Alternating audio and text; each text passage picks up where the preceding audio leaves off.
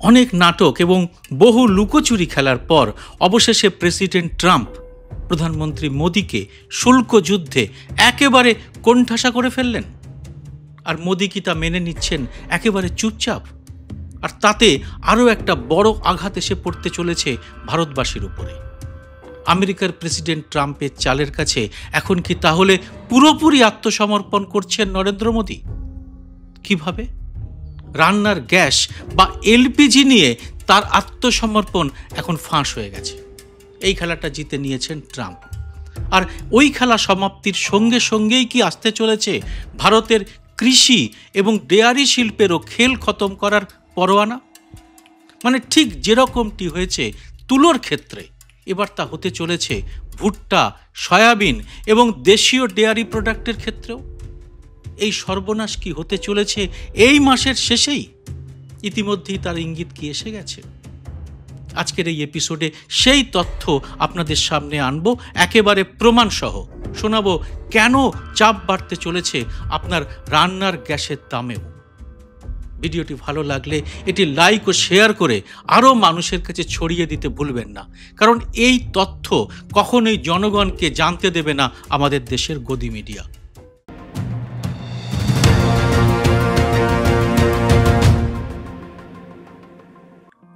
নমস্কার, সবাইকে স্বাগত। আমি সুব্রত বসু। শুল্ক যুদ্ধে আবার সারেন্ডার করলেন ভারতের প্রধানমন্ত্রী নরেন্দ্র মোদি। মোদি সরকার আমেরিকা থেকে এলপিজি আমদানি এবার ব্যাপকভাবে বাড়াতে চলেছে এবং এ নিয়ে চুক্তিও হয়ে গেছে। আর এই চুক্তির সঙ্গে সঙ্গে কি নিশ্চিতভাবে আমাদের রান্নাঘরের গ্যাসের দাম পাকাপাকিভাবে বাড়তে চলেছে? হ্যাঁ, ঠিক তাই হতে চলেছে।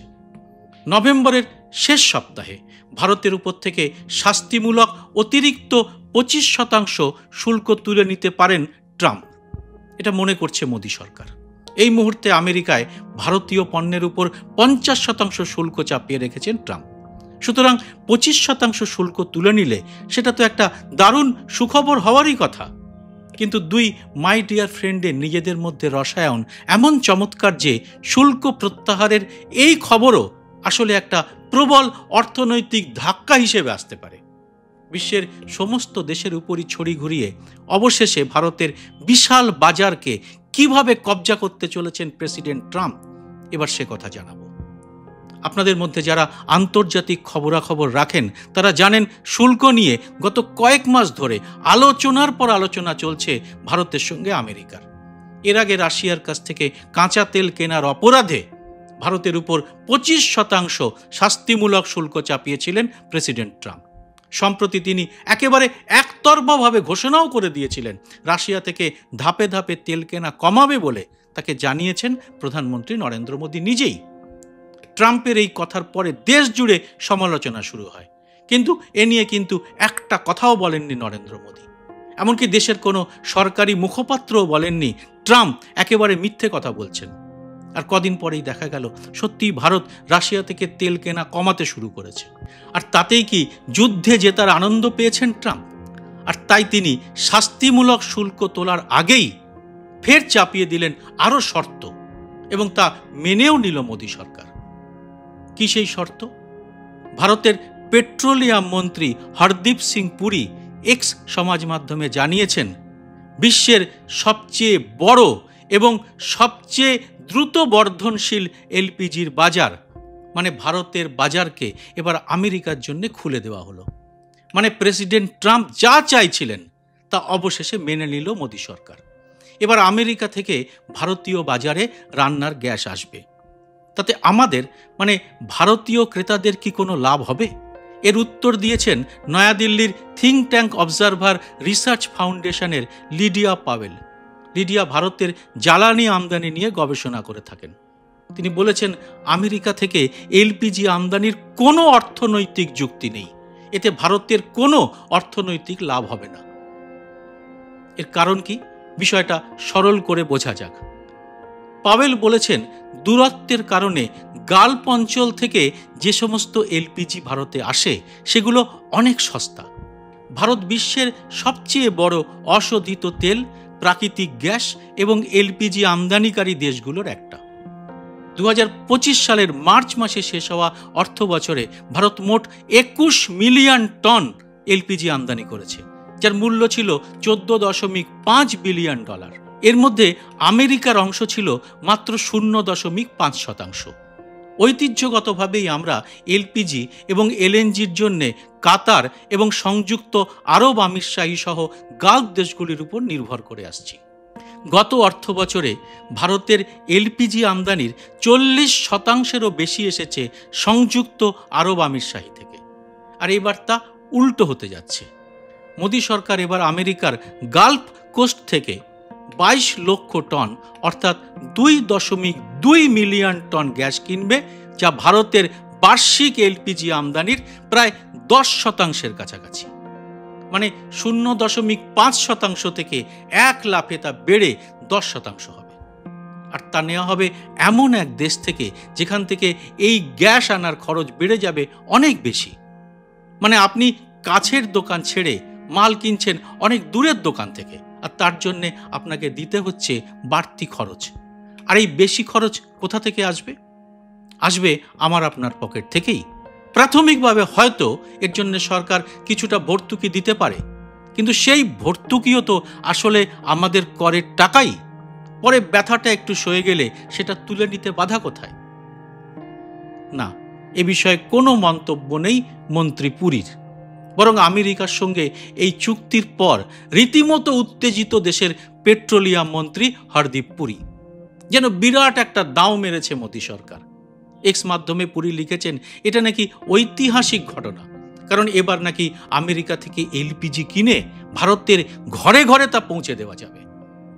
এতদিন যেন মানুষ এই মার্কিনী দামি এলপিজি পাওয়ার জন্য হাপিত্তেশ করে বসেছিলেন। আমরা তো জানি গরিবীর কারণে কম দামি গালফ দেশ থেকে আনা এলপিজি সংযোগী ভারতে ছেড়ে দিচ্ছেন অনেক হতদরিদ্র পরিবার। তাহলে কি New Delhi think tank observer research ফাউন্ডেশনের লিডিয়া পাওয়েল যা বলেছেন সেটাই আসল গল্প? কি বলেছেন তিনি? পাওয়েল বলেছেন, লাভটা রাজনৈতিক হবে, অর্থনৈতিক নয়। কিন্তু স্বাধীন সার্বভৌম দেশ ভারতের এই লেনদেনের মধ্যে রাজনৈতিক লাভ কি হতে পারে?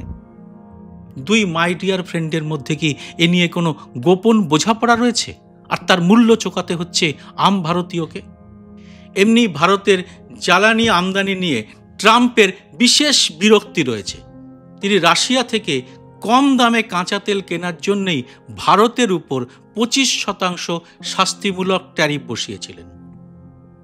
গত 18 নভেম্বর প্রকাশিত সরকারি তথ্য অনুযায়ী আমেরিকা হলো ভারতের সবচেয়ে বড় বাজার, কিন্তু অক্টোবর মাসে ভারতীয় রপ্তানি গত বছরের তুলনায় 8.6% কমে গেছে।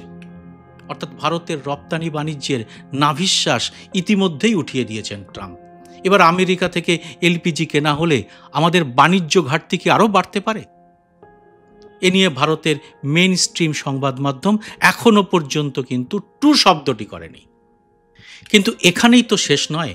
দেশে নির্বাচন কমিশনকে ম্যানেজ করে ভোটে জিতলেই যে ট্রাম্পকেও ম্যানেজ করে ফেলবেন মোদি, তা তো হওয়ার নয়। তাই দ্বিতীয় স্যারেন্ডারের আগাম ইঙ্গিতও এসে গেছে, আর সেটা আরও ভয়ঙ্কর। এই খবরটি ফাঁস করেছে দক্ষিণ ভারতের বিখ্যাত ইংরাজি সংবাদপত্র ডেকান ক্রনিকল। কি সেই খবর? ভারতের কৃষি এবং ডেয়ারি শিল্পের বাজারের উপর অনেক দিন ধরেই ট্রাম্পের নজর রয়েছে। আমেরিকান পণ্য ইতিমধ্যেই অস্ট্রেলিয়া, জাপান, দক্ষিণ কোরিয়া সহ ইউরোপের অন্তত 27টি দেশে 0% শুল্কে যেতে শুরু করেছে। সুতরাং ভারতের বাজারই বা ট্রাম্পের হিসেবের বাইরে থাকে কেন? 14 নভেম্বরের ডেকান ক্রনিকলের খবর বলছে সেটাও এবার হতে চলেছে। এই চুক্তিও হবে নভেম্বরের শেষেই।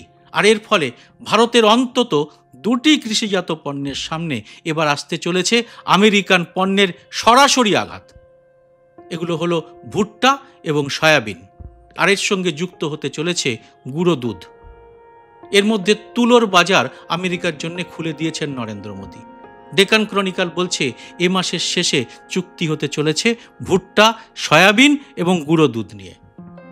অথচ মনে করে দেখুন, ভোটের বাজার গরম করতে কিছুদিন আগেই মোদী বলেছিলেন, আমাদের কৃষক ভাইদের, দুধ উৎপাদকদের এবং শিল্পপতিদের রক্ষা করতে মোদী দেওয়াল হয়ে দাঁড়িয়ে যাবে। সেই দেওয়াল কি এবার তাহলে ভেঙে পড়তে চলেছে? কারণ এক্ষেত্রে এবার আসতে চলেছে 0% শুল্কের মার, মানে আমেরিকার চাষিদের উৎপাদিত ভুট্টা 0% ট্যারিফে ভারতে আসবে, সয়াবিন 0% ট্যারিফে দেশে আসবে, আর তুলোর উপর তো কয়েক মাস আগেই 0% ট্যারিফ করে দেওয়া হয়েছে। তাহলে হাতে রইল কি? আবার ওই পাওয়েলের কথাই বলতে হয়, আমেরিকার সঙ্গে চুক্তি কি তাহলে মোটেই অর্থনৈতিক লাভের কথা ভেবে নয়, পুরোটাই রাজনৈতিক বা কোনো বোঝাপড়া ঠিক রাখতে? আর অন্যদিকে ট্রাম্প তার অন্ধভক্ত মানে মাগাদের জন্য সুখবর এনে দিতে চলেছেন এই চুক্তি করে। আর আমাদের অন্ধভক্তরা কি পাচ্ছেন? উত্তর দেবেন আপনারা কমেন্ট বক্সে। জয় হিন্দ, সত্যমেব জয়তে।